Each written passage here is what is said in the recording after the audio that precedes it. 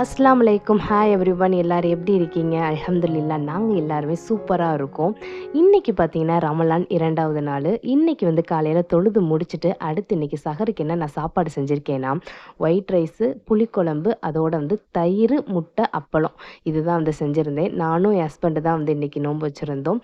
2 பேருமே வந்து சாப்பிட்டு முடிச்சுட்டு, அடுத்து வந்து கொஞ்ச நேரம் பேசிக்கிட்டே வந்து டீ குடிச்சுக்கிட்டு இருந்தோம். ஏன்னா டைம் வந்து கொஞ்சம் இருக்கு. 4:50க்கு தான் வந்து நோன்பு வைக்கிற டைம். அதனால கொஞ்ச நேரம் டீ குடிச்சுக்கிட்டே பேசிக்கிட்டு இருந்தோம்.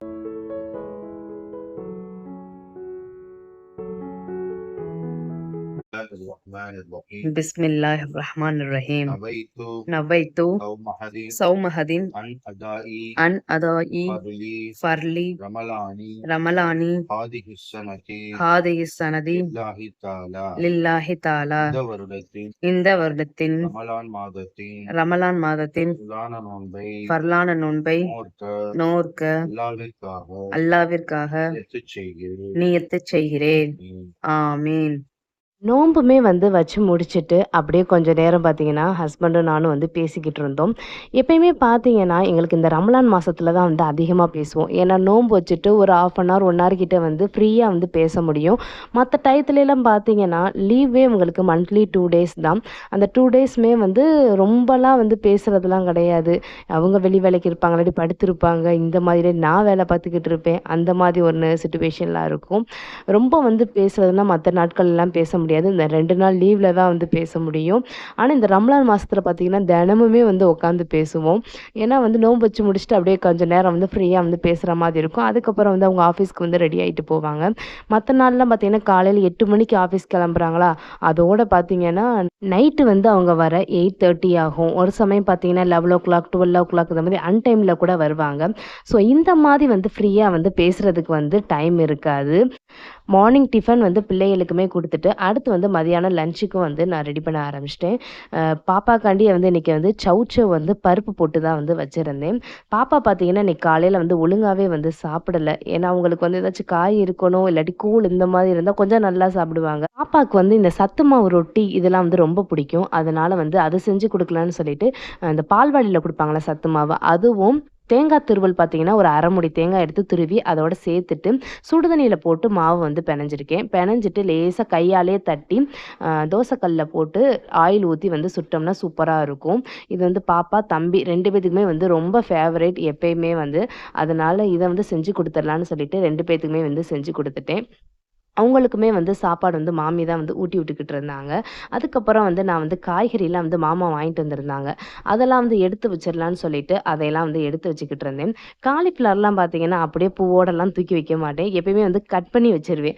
அப்பனா தான் நம்மளுக்கு பார்த்தீங்கன்னா, காலையில வந்து நம்மளுக்கு செய்றப்பயும் சரி, இல்ல மத்த நேரம் வந்து நம்ம இந்த காலிஃப்ளவர் வந்து பொரியல் பண்றப்பயும் வந்து டக்குன்னு எடுத்து அவிய போட்டுறலாம்.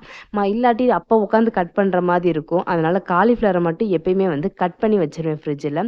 பிள்ளைகளுக்கு மதிய சாப்பாடு பார்த்தீங்கன்னா, சௌசௌ கூட்டும், சோறும் இத 2யும் பெரட்டியே வந்து சாப்பிட்டு முடிச்சுருவாங்க. 2 பேத்துக்குமே சாப்பாட ஊட்டி விட்டு, அவங்களையுமே வந்து தூங்க வச்சுட்டு, தொழுதுட்டு நானும் போய் தூங்கிட்டேன். தூங்கிட்டு ஒரு 5:00 வந்து திருப்பி வந்து அசர் தொழுகை தொழுதுட்டு தான் வந்து வேலையே வந்து ஸ்டார்ட் பண்ணேன். சர்பத் எல்லாமே வந்து கலந்து வச்சுட்டு, இன்னைக்கு வந்து இஃப்தாருக்கு என்ன பண்ண போறேன்னா, போண்டா மாதிரி தான். இது கொஞ்சம் வந்து வித்தியாசமான போண்டா தான். ட்ரை பண்ணி பார்த்துட்டு எனக்கு கீழ கமெண்ட் பண்ணுங்க. இதுக்கு வந்து நான் பார்த்தீங்கன்னா, சர்க்கரை வந்து ஒரு 8 டேபிள் ஸ்பூன் கிட்ட வந்து சர்க்கரை எடுத்திருக்கேன்.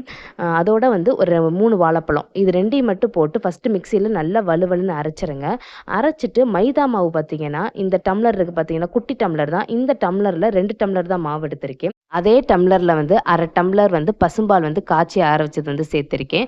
கொஞ்சோண்டு வந்து சால்ட் உப்பு, ஒரு பிஞ்ச் பார்த்தீங்கன்னா சோடா உப்பு சேர்த்திருக்கேன். இது வந்து ஆப்ஷனல் தான். உங்களுக்கு வேணாட்டி வந்து ஸ்கிப் பண்ணிக்கோங்க. 1/2 மூடி வந்து தேங்காவ வந்து துருவி சேர்த்திருக்கேன். இத கண்டிப்பா சேர்த்துருங்க. இதுதான் வந்து இந்த போண்டாக்கு வந்து டேஸ்ட்டு குடுக்கும்.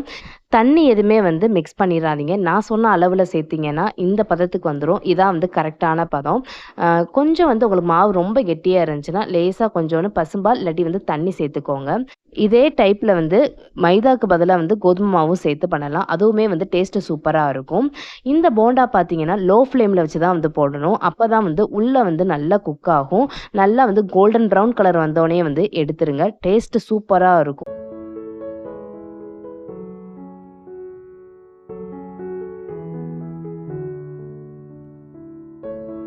அடுத்து பார்த்தீங்கன்னா, வாழைப்பழம் இருக்கு பார்த்தீங்களா?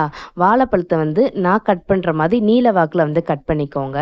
அதே மாவுல வந்து கொஞ்சோண்டு மட்டும் மாவு எடுத்திருக்கேன். கொஞ்சோண்டு பார்த்தீங்கன்னா, பசும்பால் ஊத்திட்டு, பஜ்ஜி மாவு பதத்துக்கு வந்து கரைச்சுக்கிட்டேன். அதே மாவுல இந்த மாதி கரைச்சுட்டு, அந்த வாழைப்பழத்த வந்து நல்லா ஃபுல்லாவே வந்து கோட் பண்ணிட்டு, பஜ்ஜிக்கு எப்படி வந்து கோட் பண்ணுவீங்களோ, அந்த மாரி கோட் பண்ணிட்டு, சிம்ல வச்சு ஆயில்ல வந்து ஃப்ரை பண்ணி எடுங்க.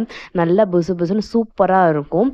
இதையுமே வந்து ட்ரை பண்ணி பார்த்துட்டு, எனக்கு கீழ கமெண்ட் செக்ஷன்ல வந்து கமெண்ட் பண்ணுங்க. உள்ள வந்து வாழைப்பழம் இருக்கும். வெளியில வந்து மாவு கோட்டிங் வந்து இருக்கும்.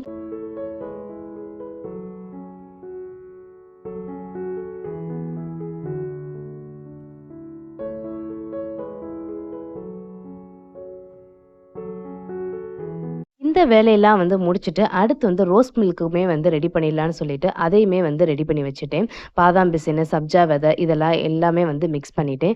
இன்னைக்கு பார்த்தீங்கன்னா, சப்ஜா விதை வந்து கரெக்ட்டா வந்து ஊற வச்சிருந்தேன். தண்ணியாலாம் இல்ல. நல்லா கொழ கொழன்னு வந்து இருந்துச்சு ரோஸ் மில்க்கு. நேத்து வந்து தண்ணியா இருந்துச்சு. இன்னைக்கு வந்து சூப்பரா வந்து இருந்துச்சு.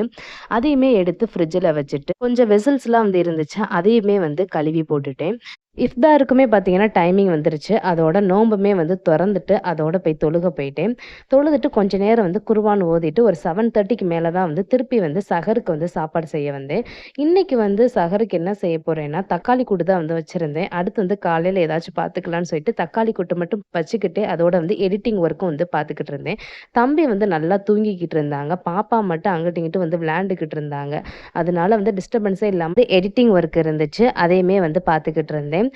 நான் மட்டும் தான் இங்க வந்து வீட்ல வந்து நோம்பு தொறந்தேன். ஹஸ்பண்ட் பார்த்தீங்கன்னா, அவங்க அப்படியே வேலைய முடிச்சுட்டு, பள்ளிவாசல்ல வந்து நோம்ப தொறந்துட்டு, அடுத்து வந்து தொழுதுட்டு தான் வந்து வீட்டுக்கு வருவாங்க. அப்படி வந்து அவங்களுக்கு ஒர்க் இருந்துச்சுன்னா, நோம்பு மட்டும் தொறந்துட்டு திருப்பி வந்து ஒர்க்ல வந்து ஜாயின் பண்ணிக்கிருவாங்க. அந்த மாதிரி தான் வந்து அவங்களுக்கு வந்து போகும். பாப்பா கூடயும் வந்து கொஞ்ச நேரம் விளையாண்டுட்டு, அவங்களையுமே வந்து தூங்க வச்சுட்டு, அதோட போய் தூங்கியாச்சு. அன்னைக்கு டே வந்து எங்களுக்கு இப்படி தான் வந்து போச்சு. Bye friends. நாளைக்கு இன்னொரு விளாக்ல பார்க்கலாம். என்னோட வீடியோ பிடிச்சிருந்துச்சுன்னா மறக்காம சப்ஸ்கிரைப் பண்ணுங்க, லைக் பண்ணுங்க, ஷேர் பண்ணுங்க, கமெண்ட் பண்ணுங்க. Thank you so much for வாட்சிங்.